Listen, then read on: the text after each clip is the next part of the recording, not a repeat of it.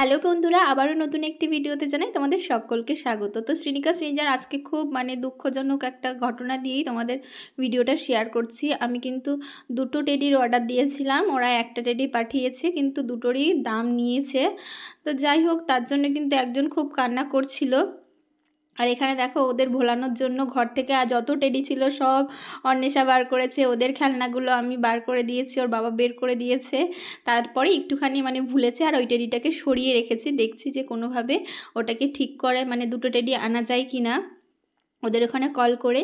আর এরপরে দেখো, এখানে হাতি নিয়ে ও শ্রেণিকা তো খুব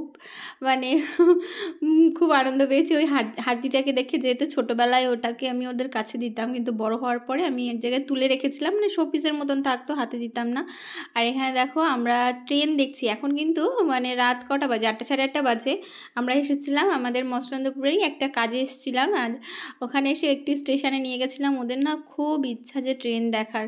তো আমাকে অনেক দিন ধরেই বলছে, মা আমি তো কখনো ট্রেনে উঠিনি, আমাকে একটু ট্রেনে ওঠাবে। ওদের যে এত বড় হয়েছে, ওরা কিন্তু ট্রেন একবার দুবার এই নিয়ে দেখেছে, খুব বেশি দেখেও নি। আর ওঠানোও কিন্তু হয়নি। কোথাও গেলে না আমরা একটু গাড়ি করেই যাই, গাড়ি ভাড়া করেই গেছি দূরে কোথাও গেলে, কিন্তু এইভাবে ট্রেনে করে ওদেরকে কোথাও নিয়ে যাওয়া হয়নি। যেহেতু দুজন, তো আমার ভয় লাগে ট্রেনে করে নিতে, আর সেরকম আমাদের যাওয়ার জায়গা নেই। তাই আমি বলছিলাম যে ঠিক আছে চলো, তোমাদেরকে একদিন আমি ট্রেনে ওঠাবো, সেখানে এক জায়গায় নিয়ে যাব। আমার মাসির বাড়ি ট্রেনে করে যেতে হয়, তো আমি ভাবছি ওখানেই একদিন নিয়ে যাব। সামনে একটা অনুষ্ঠান আছে, অনুষ্ঠান বলতে একটা মেলা আছে, রাসের মেলা। তো আমি ভাবছি যে ওখানে নিয়ে যাব। জানি না কতদূর কি নিয়ে যেতে পারি। তো ওরা ট্রেন দেখতে ভীষণ ভালোবাসে। ট্রেনের যে ভিডিওতে দেখেছে, ট্রেনে যে পু ঝিকঝিক করে আওয়াজ হয়, হ্যাঁ, ওরা সব কিছু না ভিডিওতে দেখে দেখে শিখেছে। তার ট্রেনে ওঠার আবদারও কিন্তু ওই ভিডিওতে দেখেই। আর এখানে দেখো, এসেছিলাম যে কাজে, সে কাজ হচ্ছে খুব তাড়াতাড়ি শ্রীনিকা শ্রীজার জন্মদিন। তোমরা হয়তো অনেকেই জানবে, আবার অনেকে জানবে না। 7ই নভেম্বর খুব তাড়াতাড়ি চলেই এসেছে। তাই জন্য ভাবলাম যে ওদের জন্য কোনো একটা কেক স্পেশালভাবে কাস্টমাইজ করে অর্ডার করব। আর চলে এসেছি মাঙ্গিনিসে। এখানে অনেক ধরনের কেক। শ্রীনিকা শ্রীজা তো বলছে সব কেক নেবে, কিন্তু সব কেক নিয়ে কি হবে, নেওয়া কোনো প্রয়োজনই নেই।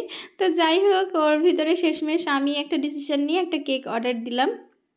আর সেখান থেকে এসে দেখো, এখন ঘুমিয়ে পড়েছে এই কাঁথা রানী আর কম্বল রানী। যত গরম পড়ুক না কেন, কোনো ব্যাপার নেই।